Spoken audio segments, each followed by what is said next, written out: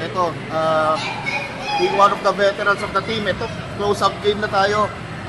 Ano kailangan natin gawin para ito na, ang close-up natin ng Meralco on Game 6? Siguro same intensity, same energy kung start ng ball game. At the same time, yung defense namin. I think yun yung isang key ma-match namin yung effort nila.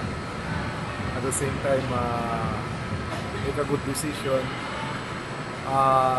Malaki chance namin manalo. Kanina si Chris Macolok, uminit bandang mga late na fourth quarter, uminit siya. Dati, nakalaban mo to, ikaw yung isa sa mga natira sa team nun diba? So, ano pakiramdam na ito, kakampi mo ngayon si Chris Macolok at gano'ng kakaiba siya kay Boy Ball?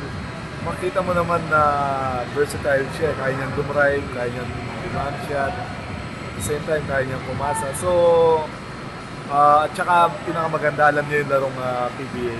So, I think yun yung isang advantage niya. And so, itong series na kasi parang up and down game. Nawala kayo ng import, wala kayong import ngayon. Nag-adjust pa kayo sa import in between. And how does this win parang stack up na parang yung kumpiyansa ng team nyo bumalik ba after this win?